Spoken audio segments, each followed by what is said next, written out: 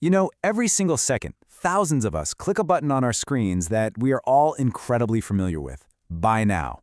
Whether you're ordering a crucial, let's be honest, making a 2 a.m. impulse buy for some gadget you definitely don't need, it's just a routine part of life. But what happens right after you click? Well, it feels almost within hours, or maybe the very next day, that package just seamlessly appears on your doorstep.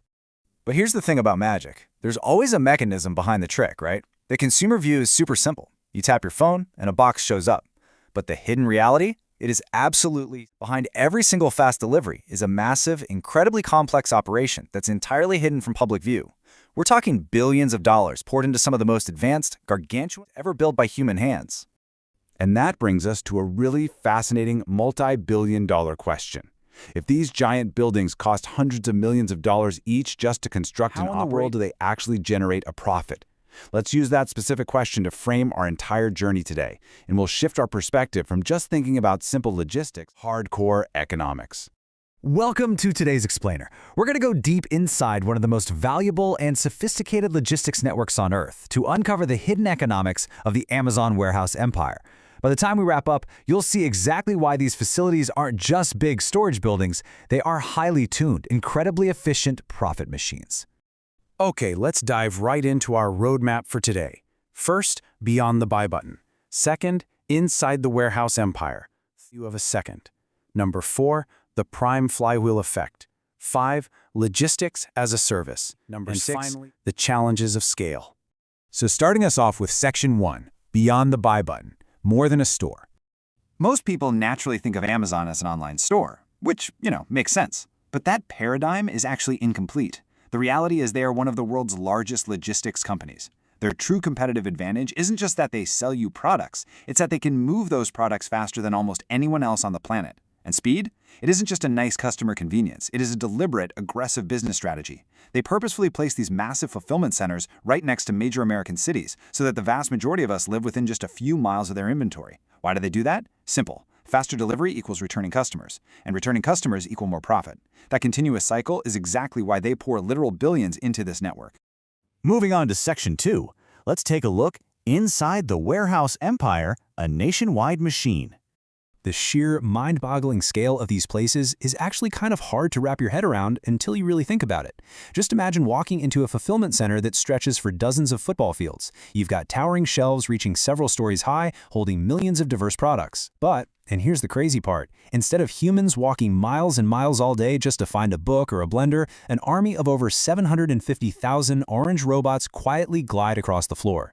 They carry entire shelves directly to the employees. This heavily automated system completely slashes labor costs and allows them to process thousands of orders every single hour. So how exactly does an order flow through this giant maze? Well, the very second you hit buy, their sophisticated software instantly selects the fastest warehouse. Boom. A robot retrieves the exact shelf needed. An employee scans the item. It gets packed, labeled, sorted, and pushed right toward the delivery trucks. And this whole incredibly complex sequence, it happens within mere minutes. Every single moving part of this machine is engineered to eliminate friction. All right, section 3. Let's zoom in a bit and look at the value of a second, microeconomics at work. So the really crucial point we need to think about here is, what is the actual value of just 3 seconds? I mean, imagine you're standing at a table packing a single cardboard box. Saving 3 seconds of your time doesn't sound like it matters at all, does it? But this brilliantly illustrates exactly why scale changes everything in economics.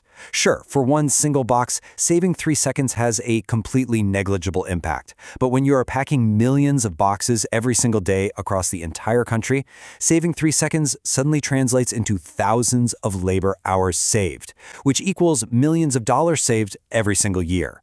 This is exactly why artificial intelligence predicts what you are going to buy before you even buy it, so they can move popular items closer to the packers. It's why robots do the moving instead of humans. Eliminating wasted movement at this massive scale is a totally game-changing competitive advantage. Okay, let's zoom back out for section 4, the prime flywheel effect, looking at the macroeconomics. Enter Amazon Prime. Now, Prime isn't just a subscription. It is a totally brilliant psychological trigger. Think about it. The customer pays an annual fee up front, which suddenly makes every shipping cost feel free. And because it feels free, you stop comparing prices at other online stores and you just click Buy Now way more often. This behavior heavily increases the volume of orders pumping through the warehouses.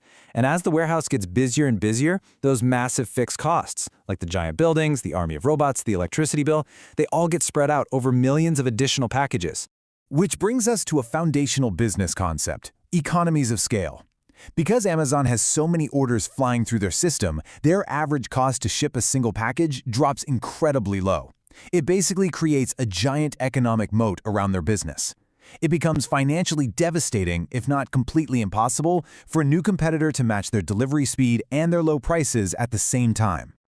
Let's look at another piece of the puzzle in Section 5, Logistics as a Service, the hidden revenue. You might not realize this, but Amazon doesn't just ship its own inventory. Enter a program called Fulfillment by Amazon, or FBA. Through FBA, Amazon isn't just acting as a retailer anymore. They are actually renting out their massive logistics network to other businesses. They're literally taking empty shelf space and turning it into a highly profitable service. It is a staggering realization when it clicks. They've taken a massive internal operational cost and transformed it into a massive external revenue stream. And the flow is actually quite simple for these small businesses.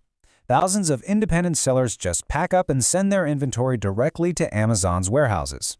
Amazon stores it, and then, when a customer places an order, Amazon's robots and workers pick it, pack it, and ship it. They'll even handle the customer service and the returns for the seller. In exchange for doing all the heavy lifting, Amazon collects storage fees, fulfillment fees, and service charges. So suddenly, a single shelf in a warehouse is generating revenue from multiple different sources. They are quite literally selling logistics as a service. Finally, let's wrap things up with Section 6, the challenges of scale, maintaining the empire. Now, keeping this empire running isn't easy. It requires an eye-watering amount of overhead. We're talking massive, continuous electricity consumption just to power millions of square feet and charge thousands of robots. You've got constant maintenance on these advanced AI systems. You need 24/7 security, plus strict climate controls so the products inside don't melt in the summer or freeze in the winter. There's the immense cost of vehicle fuel and upkeep. And during the holidays, oh man, they have to hire hundreds of thousands of temporary workers just to survive the massive surge in demand. If customer demand suddenly slows down, these hyper-efficient warehouses can very quickly turn into incredibly expensive liabilities. Balancing that razor-thin line between peak efficiency and shifting consumer demand, that is absolutely their greatest daily challenge. So the very next time you click Buy Now and a box magically arrives the very next day, just remember, it wasn't magic. It was the result of billions of dollars, thousands of robots, and artificial intelligence meticulously designed to shave just 3 seconds off an order. As this really captures it, speed isn't just a convenience. It's one of the most valuable competitive advantages money can buy. It really is a brilliantly calculated economic engine hiding in plain sight. Thank you so much for joining me for this explainer today. But, looking at all this leaves us with one final, pretty wild question. As automation gets even faster and AI gets even smarter, exactly how long is it until human hands are removed from this process entirely?